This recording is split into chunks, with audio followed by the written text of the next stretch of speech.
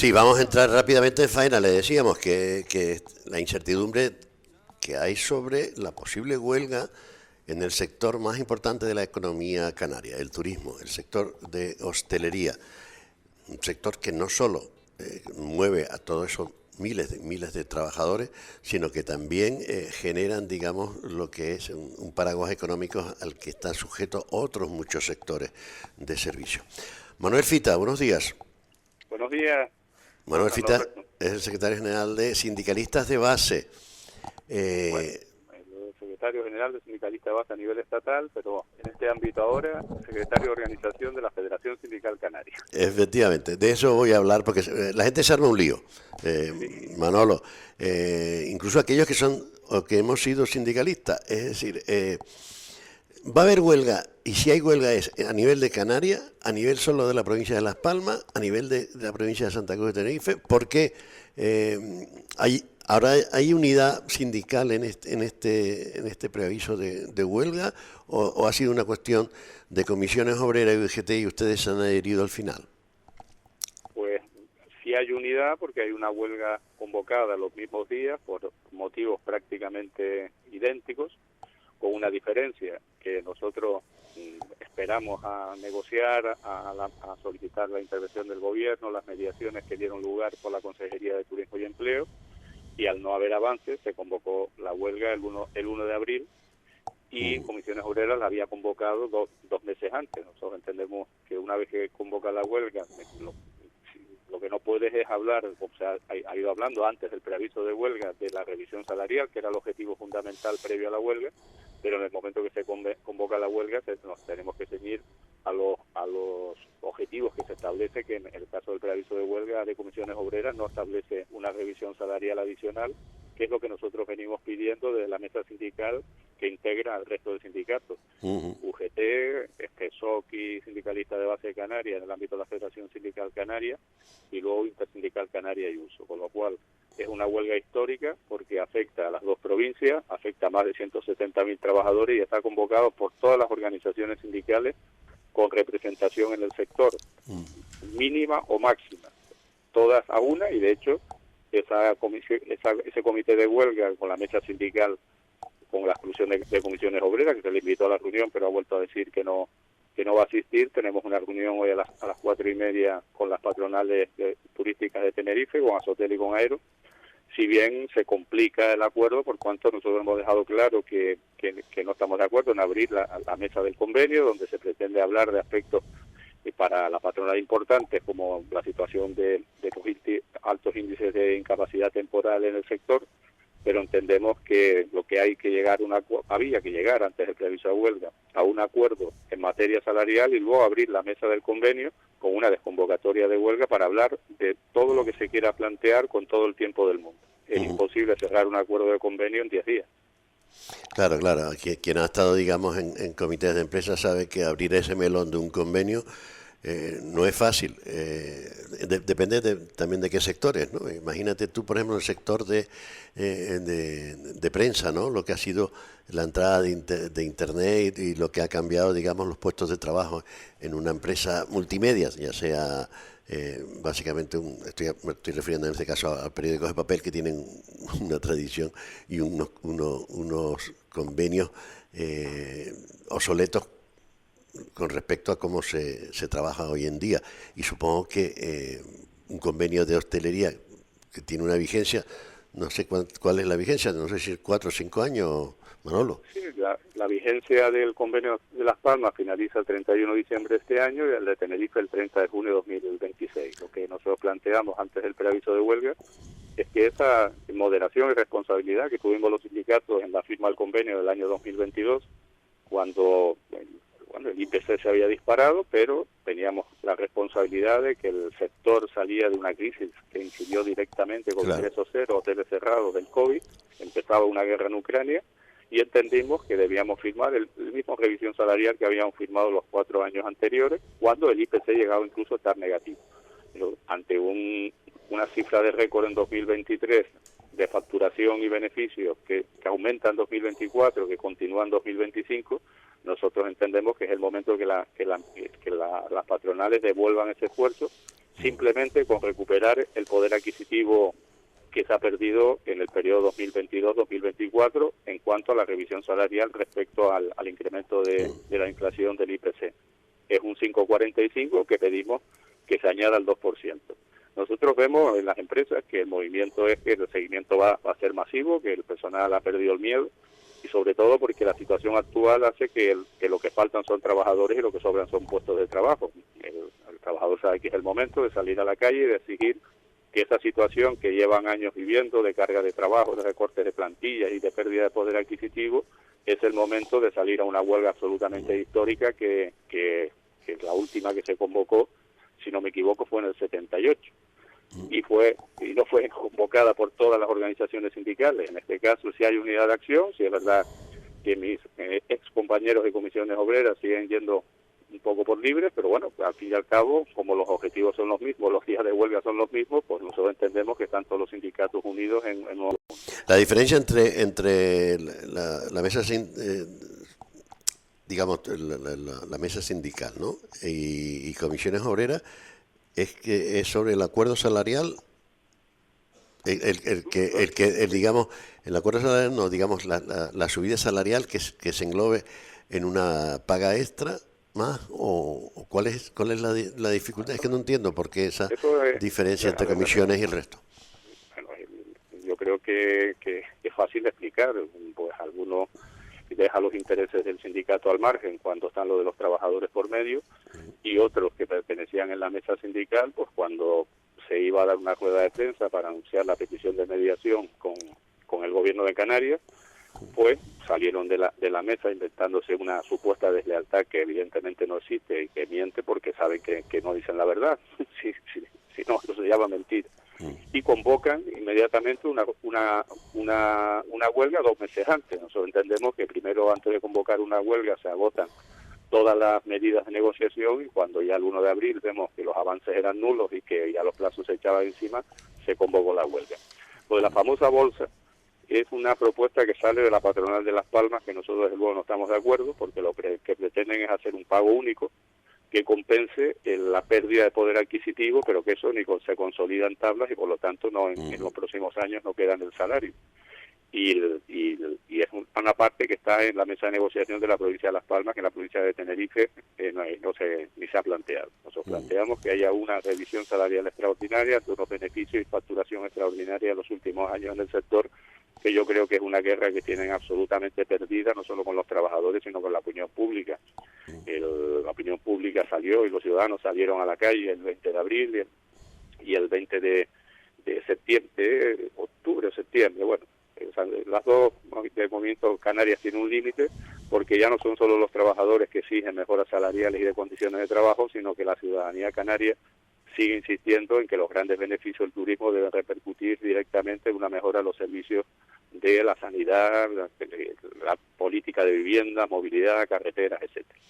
Se entendería, señor Fitas, que ustedes tienen en esa mediación de la Consejería de Turismo del Gobierno de Canarias, en fin, tienen también el aval del Gobierno de Canarias, si atendemos a las palabras del presidente de Clavijo, que hablaba de la necesidad de subir los sueldos en el sector turístico.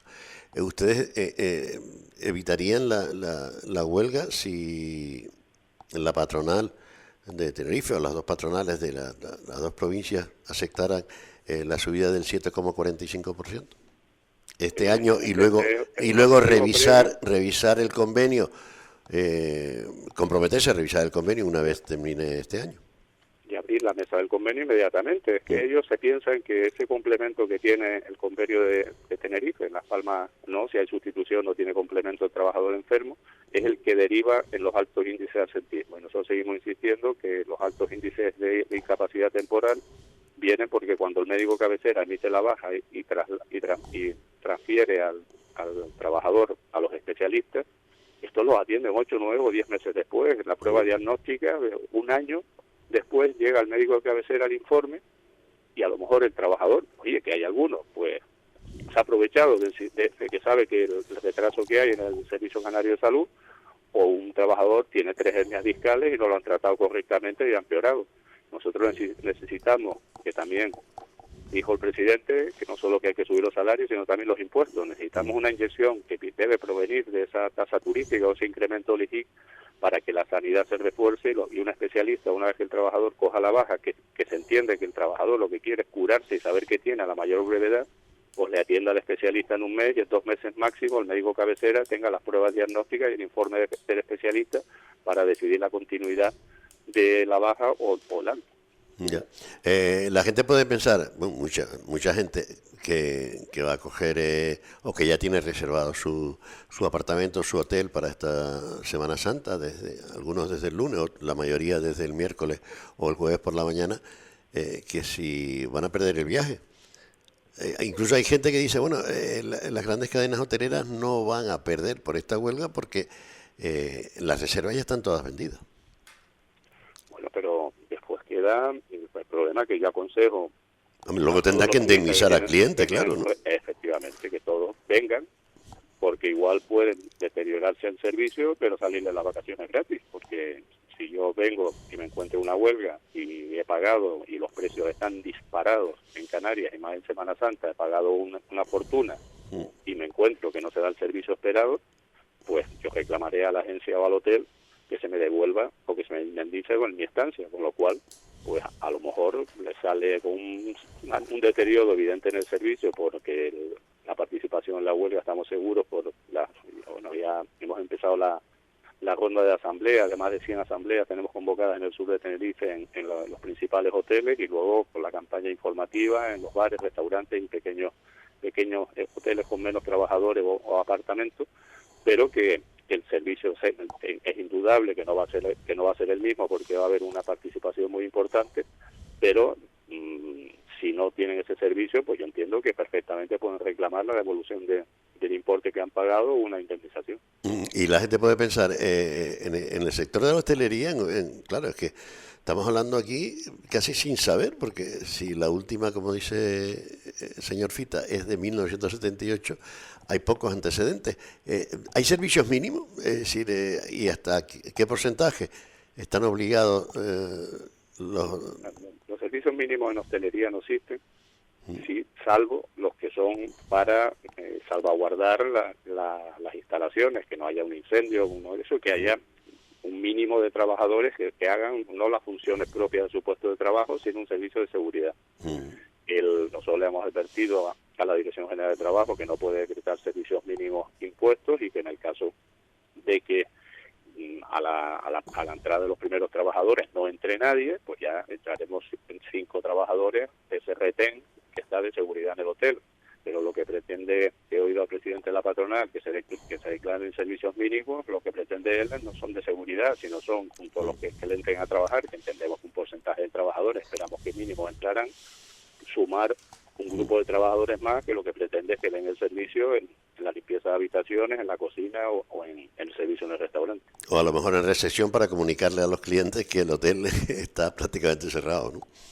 Bien, si no entra ningún recepcionista, pues le diremos entrará un recepcionista, pero todos sabemos que una participación del 100% es evidente que no va a haber. Entonces, sumar servicios mínimos al porcentaje de trabajadores que decidan no secundar la huelga, que es un derecho constitucional, tanto secundarla como decidir ir a trabajar. Nosotros esperamos que esa ventaja que hay, que es el ahora o nunca, hoy por hoy, primero que cuando participas en una huelga es evidente que no te pueden despedir, pero bueno, ¿qué quieres despedirme? Dame los 40.000 euros en indemnización, que según salga tengo 30 hoteles para elegir.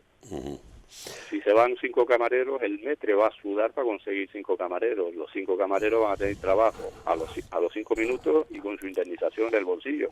Con lo cual, el miedo es verdad que ha cambiado de bando. Hay una situación excepcional de falta de trabajadores y eso nos permite a las empresas ya el amenazar, como vayas a la huelga te echo.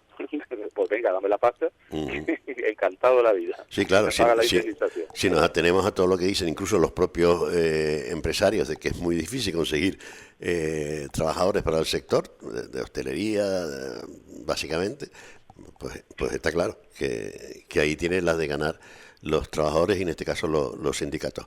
Manuel Fita, la gente dice, oye, que la gente cobra por encima del convenio establecido en la provincia de Tenerife, que hay muchas cadenas hoteleras que pagan mejor de lo que dice el convenio Y si eso es así, ¿por qué no se llega a un acuerdo fácil? Por fin ya ha quedado claro, las grandes cadenas que se han quejado, que no es que paguen por encima del salario del convenio, es que pagan los salarios más altos de todo el Estado. Ya no hay ninguna duda que eso es así. Pero eso no significa que los trabajadores también hayan perdido poder adquisitivo y que la situación del acceso a la vivienda y el coste de la vida hace que la huelga afecta tanto a los salarios de convenio como de los pactos salariales. Uh-huh. Y están preocupados desde el sindicato. Bueno, yo creo que el sindicato está poco preocupado, estaría más preocupado a lo mejor a Sotel, del resurgimiento de una asociación como la Asociación de Cadenas Hoteleras de Canarias y cuya presidenta es Pilar Parejo.